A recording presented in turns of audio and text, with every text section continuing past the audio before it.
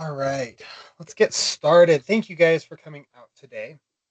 Our conversation today is going to be about the end of year process, what that's looking like, what we ask you guys as programs to do and as users to do, and then what you would see from us from the state side as we do go through these next few months. This will be our last third Thursday until August. You are welcome to email us if you have any conversation or any questions throughout the summer. This is our last official meeting for the program year. So with that, let's go ahead and get started on today's conversation. So with this, data maintenance, I talk about this every month just to make sure that everybody understands. Is your data entered on a timely manner? Again, making sure that we do enter our data in bi-weekly. I've ran into a couple of situations in which we try to run some data to help a program and we're behind on data. That doesn't help us. We can't see what's going on. And so that does let us keep up on what's going on. Also, with you guys entering data on a regular basis, you do find bugs for me to fix inside of our UASys system. So it's great to see that as well. The second question is, have you set entering EFLs or an EFL for each of your students? We'll talk a little bit more about that one. Again, the primary way is testing the students, but there are other ways, one other way to do it, and then we'll talk a little bit about separated students as well. And then the last thing is, do you have any outstanding approvals? I apologize, I did not update this or that specific piece from the old one. Need to make sure that all of any sort of demographic approvals are inside of the system and things like that. So let's talk pre-July 1 tasks. So these are the things that I would ask that you guys complete over the next couple of weeks. We are halfway through May right now, so we got about 6 weeks until July does end.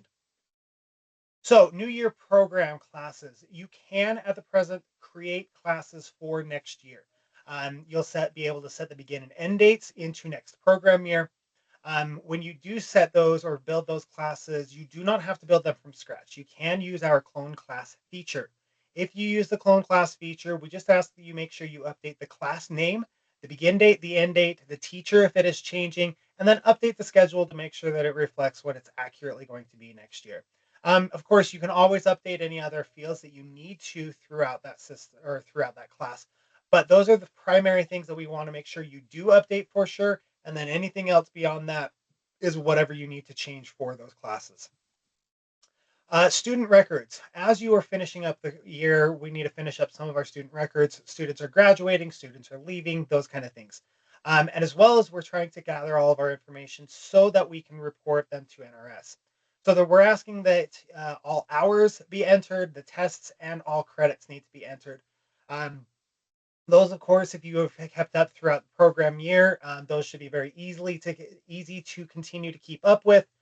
Again, remembering that data should be entered every 2 weeks inside of the system, but as we do wrap up the year, we do want to make sure that these specific things are inside of the system, because once we end up outside of next year, then these get locked and we're unable to make modifications on them.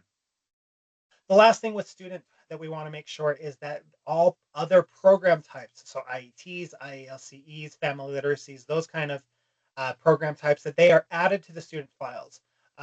They do help us with our reporting to make sure that all of our report numbers are correct on what number of students are in these other programs. So please make sure that you've done that. There is a report that you can run to see which students have certain ones. If you need to add them to certain students, you can do that. If you need to remove students or you accidentally added a wrong type to someone, please let me know and we're happy to clean that up for you. But making sure that those program types are added to the students is crucial for our reporting. Missing entering EFLs. Last month, we created a new report under the programs tab in which you would be able to entering EFLs for students that have separated from the program. These students have over 12 contact hours, so their period of participation would have started, but they would have never had a test associated to them for one reason or another. Maybe they left too early, whatever the situation happens to be, these students were never tested. We need to add provisional EFLs for these students so that they do show up on all of our federal reports. So what we're asking is that by the end of this, before July 1, that you go onto that tab and clear out all the students that are on there, making sure that you set entering EFLs. Now, to set entering EFLs, there's a couple of different ways you can do it. You can go into the student and look at the classes that they've attended. That will help you set their entering EFLs. You could also go into their transcript and see if the student needs to be set based on what their transcript is.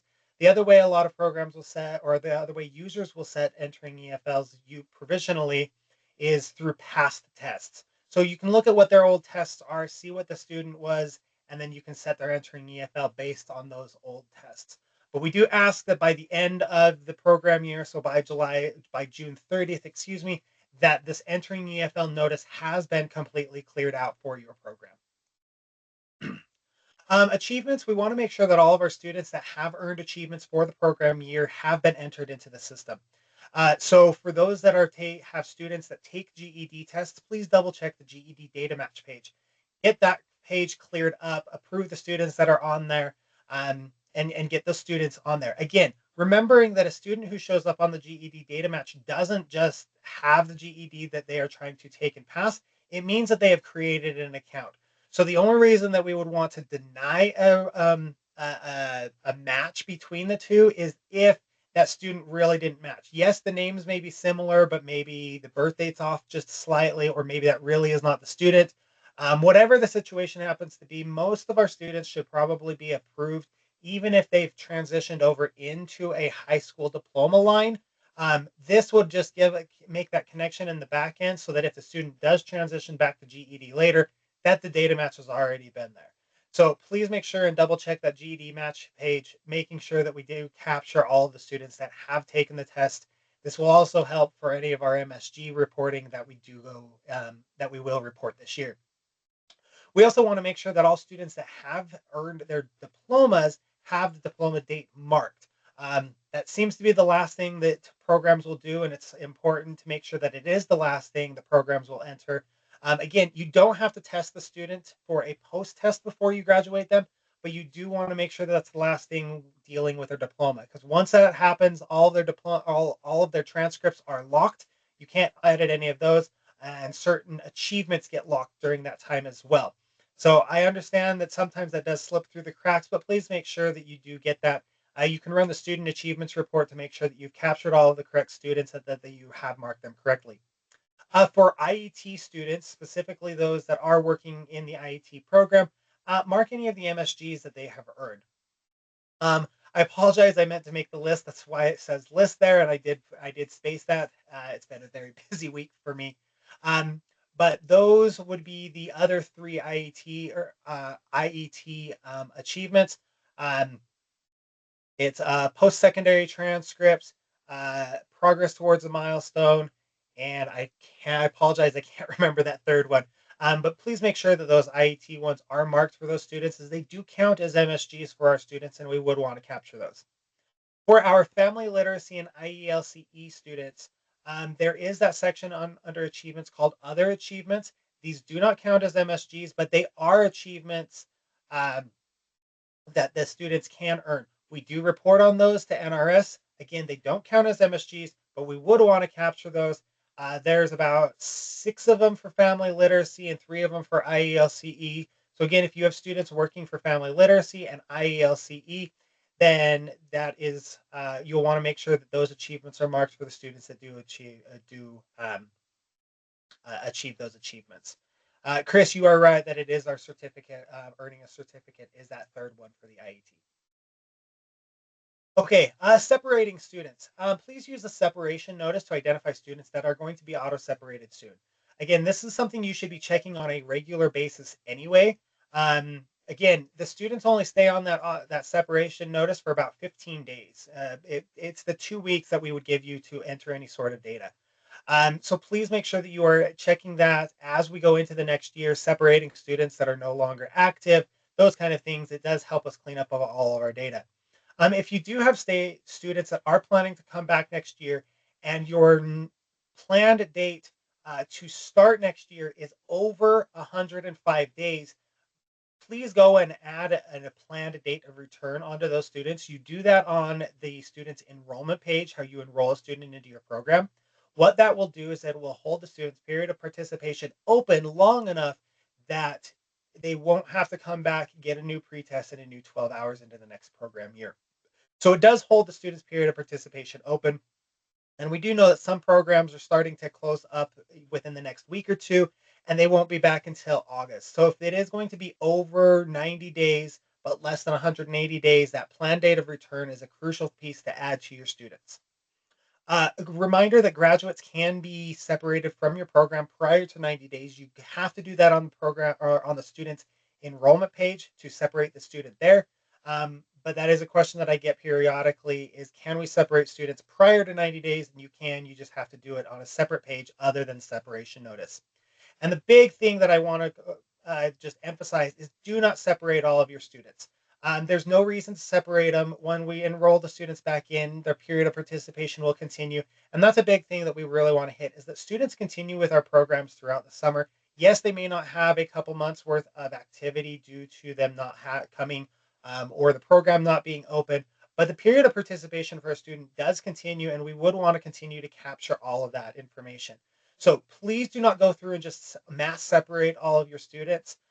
We do want to continue on with those students, but we do understand that there are some students that will be separated due to inactivity or things like that. Again, use that planned date of return if you are going to have students over that 90-day marker and before you resume your program. Continuing on with some of our pre-July 1 tasks for your users, I just ask that you review all of your user lists. Go through, double check, make sure all of the users that are on there are active users. If there are users on there that are no longer working for your program, whether the historically or throughout this year, please make sure that you separate them from your program. For current users and new users that you are going to add, I just ask you update the review email address or you update this user's email address. Make sure that it's up to date with the communication tools that we've recently added into the system, that an active, up to date email address is going to be very crucial for us. I've already ran into one situation in which a user emailed me and I tried to email back and it was bounced back due to the email address being wrong. So please make sure for all current users that their email address is updated and correct. Now, just a reminder that program or that users that have access to UASIS can update their own UASIS or their own permit or their own information. So please if you want to have them do that, please make sure that they log in and update that information. We also ask that certificate information is up to date. This is something we do report to NRS, so we want to make sure that certificate information is up to date with active and valid uh, end dates for those certifications. Again, TESOL is the only one that doesn't have an end date, and so that's the only one that won't be added. But if a user has a K-12 certification, please make sure that that certification gets updated to whatever their new one is. And then for all users, please update their permissions. Again, we know that throughout the years, uh, things will change, roles will change within the program, and so you're going to want to make sure that the roles are up to date, or excuse me, the permissions are up to date for the role that those staff members are taking on. And again, as we do most of our pushes, there is usually at least one, potentially two new permissions almost every update that we have. That will slow down as we do not build as many pages, but we update certain things. But there are some new permissions that you may be unaware of and that users may need access to. So please double check those and make sure that those are all up to date. There's a question about what about students in TABE that are going to be using to 1314. Give me a second before I will answer that when we do talk about the testing and what's coming up with all of the testing. So I will get to that question. That's a good one. Volunteers. Volunteers is a new thing inside of the system. These are volunteers that you have not created UASIS user accounts. Uh, Users can be identified as a volunteer, but still have login permissions inside of the system, and that's okay.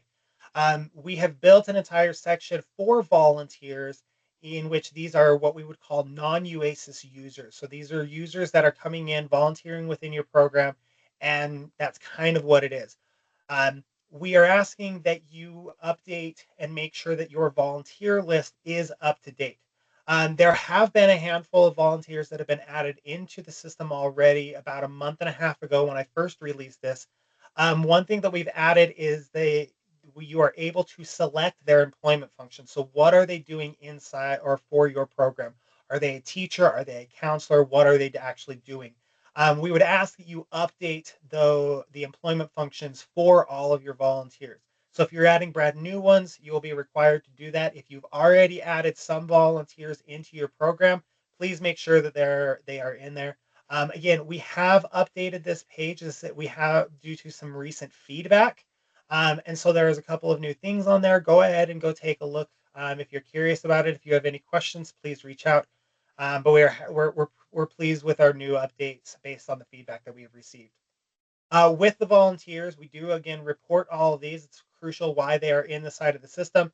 They are on your NRS table 7 if you want to double check that to make sure exactly that the volunteers are in correctly and that they have been reported or that you've marked everything correctly. If you do have any questions with volunteers, since it is a new topic, please send out a message and I'm happy to jump onto a phone call with you and we can go through that.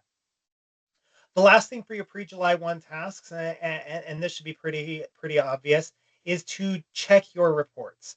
As you do go through and update all of those, the students and the users, please double check the reports to make sure that they look accurate. Um, Specifically, check tables 1 through 4. That's where your students for this year are going to report. Table 4 will have all of the MSG information. Again, remembering that their most recent one will count on table 4. If there are students missing that you believe you've entered in correctly, let me know. We are happy to take a look into those, double check, make sure everything has ran, that all the back end processes are running correctly, and to make sure that all the MSGs are being counted correctly. The other thing that I wanted to have you check is the student achievements report. This report does go through and does not care about which MSG is their most recent one. So this will show you all of the students' achievements, whether it's their most recent one or not. So you'll be able to see an entire list of your GED and diploma students, as well as any of the IET and family literacy and IELCE achievements that you do put onto that. So that's another good one to double check as you go through. Before we talk of July 1st tasks, post July 1st tasks, I mean, is there any questions about any of these pre July 1 tasks that you guys have?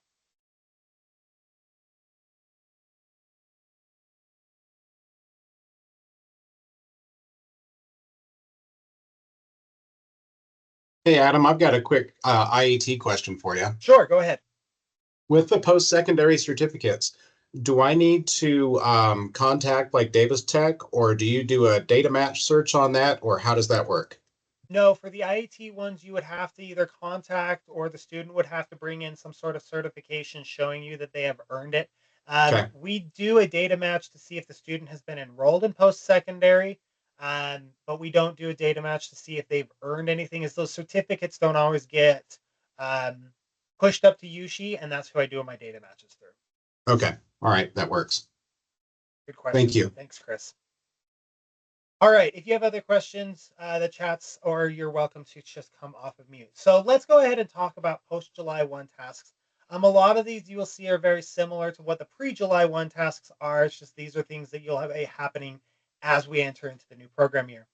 The first one is double check your users. Now that the program year has started and the old one has ended, you may have users that are no longer no longer active working with your program. So you're going to want to separate those users that are no longer working for your program.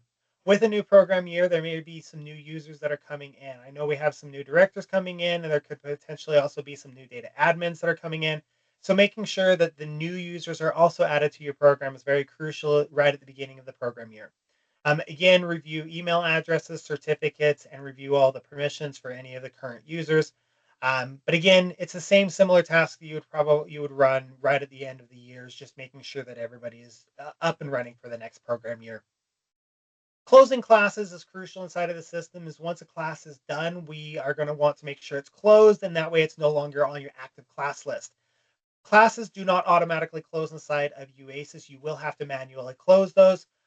Once the end date has happened, please make sure that you go through and enter any of your hours and the credits that are needed for that class.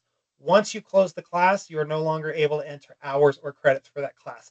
So those are the two things that you'll need to make sure are done and completed before any of your classes are closed. Again, we'll ask that these classes get closed pretty close to that July 1, especially for any of the old year. We do know that some programs will build classes that happen throughout the summer. So they'll start in, say, end of May and they'll end the beginning of August. And that's fine. Those classes are still active, still continually going. You don't need to close those. It would be ones that end by July 30th, or excuse me, by June 30th. Those are the ones that you're going to want to focus on, get all the information in, and then close those classes once you're done. Separating students, this is the same as the pre-July 1 tasks, but now you're into a new program year. You may get a new information. The new program year may have started. So go through that separation notice. See which students are coming close to that 105-day marker before they're going to be auto-separated. Remember that if a student does graduate, that you can separate them before. We do know that some of our super seniors will come through our programs and get those. Some students will work on their GEDs and knock those out right at the beginning of July. Those are ones that you're going to want to make sure that you get through as we do go through. And again, as we do move into the new program year, I can't emphasize this enough. Please do not separate all of your students as we do go into the new year. Kathleen, you have a question. Yes, my question is in regard to the classes that bounce between this fiscal year and the next. Right. Over the summer. In the past, when we've added them in, for example, my class runs June 18th to August 8th. Okay. In the past, I've had to find a spot that says fiscal year and mark the year that it belongs to. I did not see that when I added my classes. Is No, that something new? No. This fiscal year was an old Benchmark Utopia thing that we did. That Oh, we okay. had. So no, we've never had the fiscal year. That is something that we took out as we did move into this new system. Again, it really didn't do a whole lot except for kind of looking up some of the classes. And so just the begin and end date, as long as those are marked appropriately. Now, I will say that once our dual year entry period happens and it's finished, anything even on a class that is separated by that, once anything previously to June 30th is going to be locked, even though the class is still active. So just make sure that you do get all that information in, even for a class that is running throughout the summer. But no, there is no fiscal year that Let you'll me need go to have. in and look at it. Okay, no, that's a good question, Kathleen. Thank you. End of year survey. This is something new that we're starting this year. This is something you should have received at least one or two emails from Stephanie, and you'll probably receive another couple. I will send this out in my recordings video as well, the link to it. This is an end of year survey that needs to be filled out. They need to be submitted by July 15th. There's only a couple of it's 5 quick questions just to quickly answer.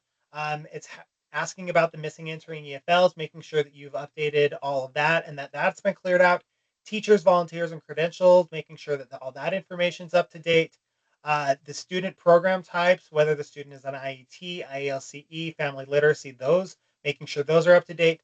And then we want to make sure that all the program directory and then the program and data admin information is up to date. Inside of the system, we are collecting that information. Again, it goes to say the headers of your transcripts and other information throughout there. So that program directory information is crucial, as well as we do use that in our program directory that we do send out and is posted on our web page. And then the program and data admin information, we just want to make sure that we know who we need to contact for our directors and our admin email lists. That way we can send information about these types of meetings and other crucial information that does come out. So please make sure that you fill that survey out by July 15th. And if you have any questions, please reach out. All right, those are all of our post July 1st ones. We have a few more slides of just end of year information. Is there any questions regarding anything that we would expect you guys to do post July 1st?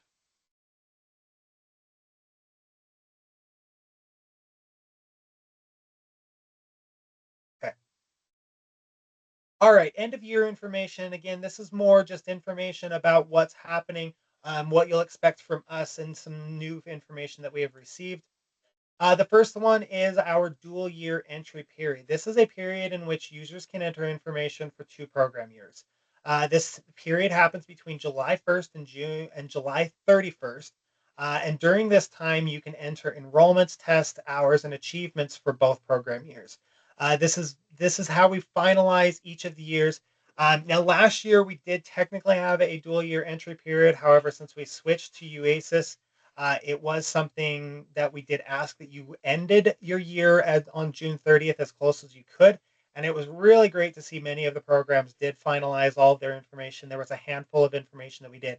I would ask that you try to do the same thing again this year. So by June 30th, just make sure that you have all your information in there. That July 1st through July 31st is just to kind of catch up on any sort of data as you are going through your self data audits and things like that. But we do have a dual year entry period in which you can enter the data into both years. Reports are crucial to run to make sure that your students are up to date. Again, we can look at the numbers, but we can't guarantee that we can't tell you whether or not students are all on there yet or correctly. With all of the data how it's programmed, they are going to pull. But if you are missing a student based upon your knowledge, please let us know and report it back to us. Tables 1 through 4, please make sure that those are up to date. Those numbers look good for you. Table 7 is crucial this year, making sure that the volunteer information is up to date for your programs as well. And then the student achievements report. Just double checking all those reports, making sure that all the information is up to date. Mass separation. Now, I did tell you, please do not separate all of your students by the end of the year. And that is true. Do not separate them.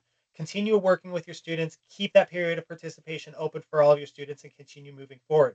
However, during our reporting season, there is a time in which we need to separate students that are no longer active for the program year or who are no longer having any sort of activity within the program year. And that's our mass separation. I will take care of that. And I usually do it right around September 15th.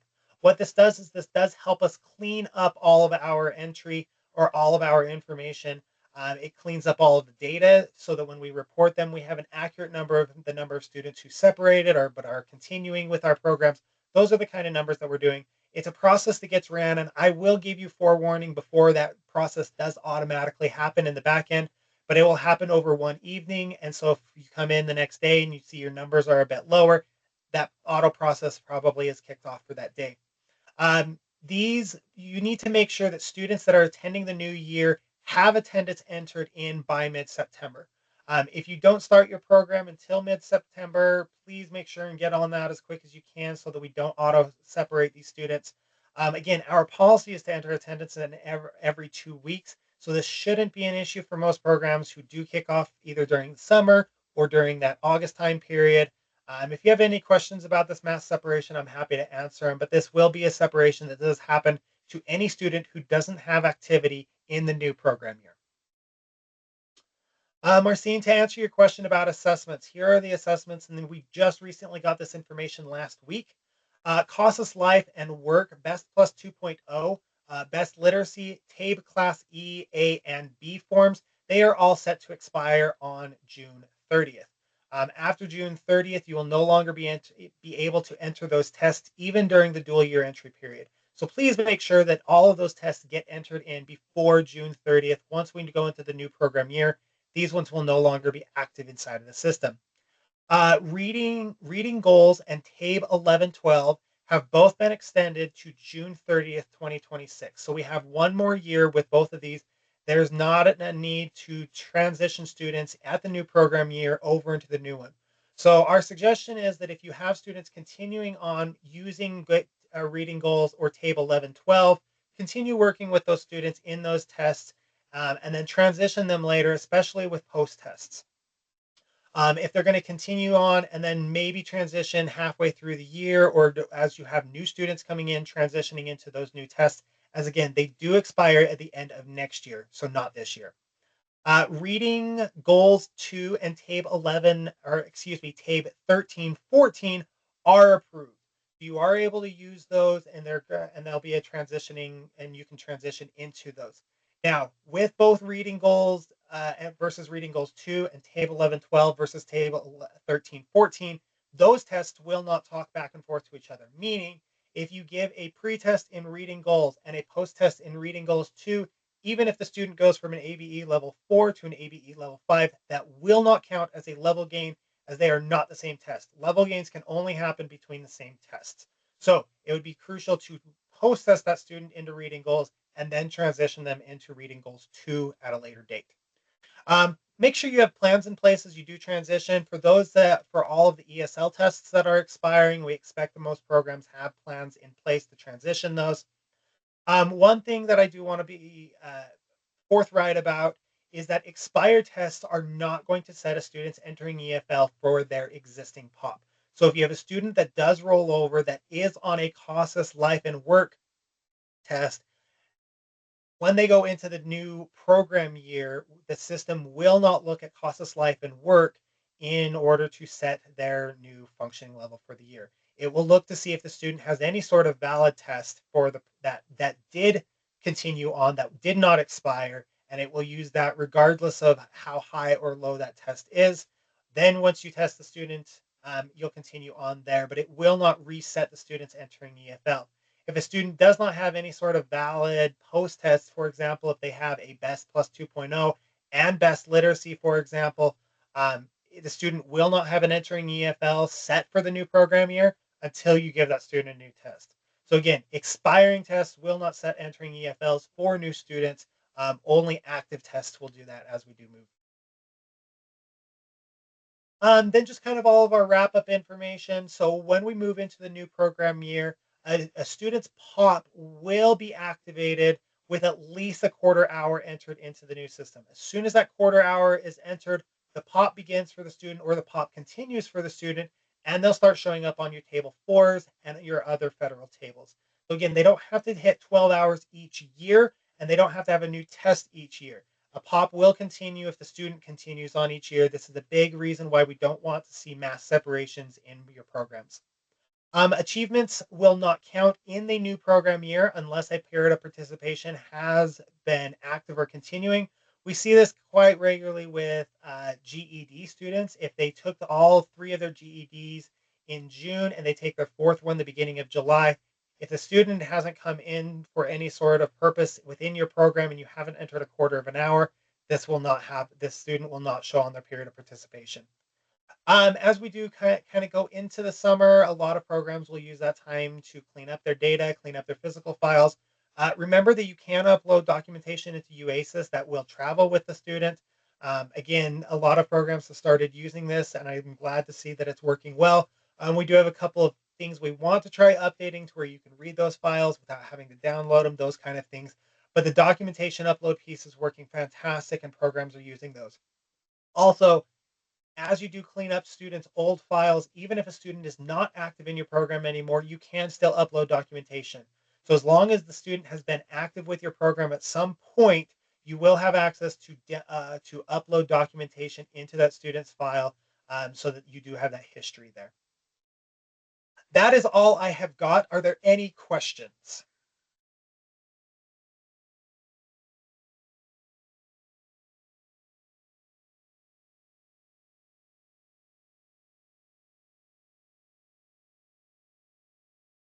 Okay.